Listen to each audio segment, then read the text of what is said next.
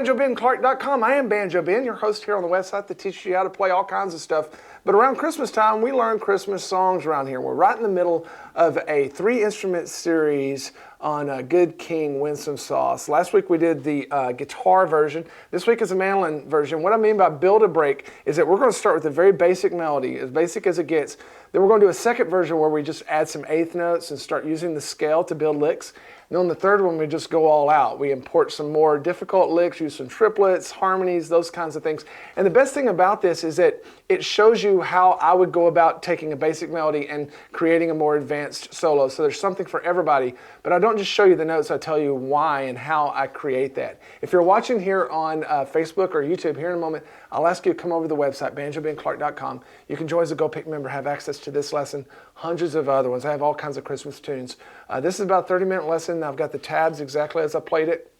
And then I've got 3 different speeds of MP3 jam tracks that you can download and jam along with. So I'd love to have you on board. Without further ado, let's jump right into Good King Winston-Salem. Let's get into some Good King Wenceslas on the mandolin. We're going to do this one in the key of G, and there's only a few chords in this one, G, C, D, and E minor. A few different ways you could play those chords, and I'll explain more of that later on in the lesson as we cover the backup and rhythm. But this is a build-a-break lesson. We're going to start with the very basic melody, and then we're going to take that basic melody and add some eighth notes and some scale licks, which I will explain, to create a slightly more complex solo. And then we're going to get even more complex by adding some harmonies, some slides, some triplets, and just some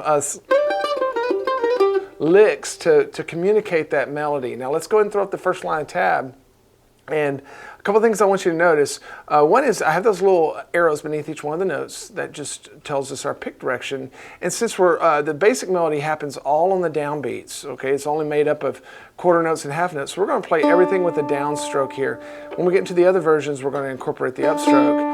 You have your chord changes up above the tab, but you'll also notice we start in measure 2. That's because in this PDF, we don't include the count-in measure that you would see in the tab file. So we've got these little 3 walk-up notes here in measure 2, that first measure you see. And that's not part of the melody, that's just something to walk us into the solo. If you were playing this with someone, it would let them know when to come in.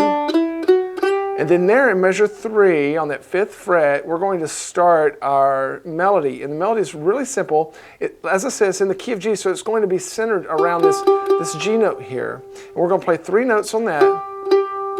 Jump up for an open A string. And then measure 4, you'll see we have 2 notes, 2 quarter notes on the 5th fret, and then an open D string, and that's a half note. That gets 2 beats. The reason why we know it's a half note is because that little stem beneath it doesn't go all the way up to the note. It stops beneath the clef there, so that's how you can tell the difference. In measure 5, it starts on the 2nd fret, open, 2, 4. In measure 6, we have 2 half notes that get 2 beats each. 1, 2, 3, 4. So let me play through this line slowly. Later on, we'll do the whole thing much slower. 1, 2, 3, 4. 1, 2, 3, 4. 1, 2, 3, 4. 1, 2, 3, 4. 1, 2, 3, 4. And then the cool thing about this one, starting there in measure 7, is we have a repeat of the melody. So measures 7 through 10 are exactly like measures 3 through 6. 1, 2, 3, 4. 1, 2, 3, 4. 1, 2, 3, 4. 1, 2, 3, 4. Now we're going to climb for what I would call the 3rd phrase of the song. We're going to go up to this D note, 5th fret on the A string. And we're going to walk right down the G major scale. So 5, 3, 2, open. We get to measure 12, go back to the 2nd fret, 2, open, 5 for 2 beats. So 1, 2, 3, 4. Then we answer it in 13. 1, 2, 3, 4. 1, 2, 3, 4. And then starting in measure 15, we will begin the last and final, the 4th phrase of this melody, starting down our open D string. 1, 2, 3, 4. 1, 2, 3, 4. Let me just play this whole line for you, 12 through 16. 1, 2, 3, 4. 1, 2, 3, 4. 1, 2, 3, 4. 1, 2, 3, 4. 1, 2, 3, 4. Then our last phrase in measure 17, go back up to that D note. Walk right down the scale. 1, 2, 3, 4. Then 2 half notes in measure 18. 1, 2, 3, 4. And then it's going to end in 19 with a whole note, which gets 4 beats. 1, 2, 3, 4.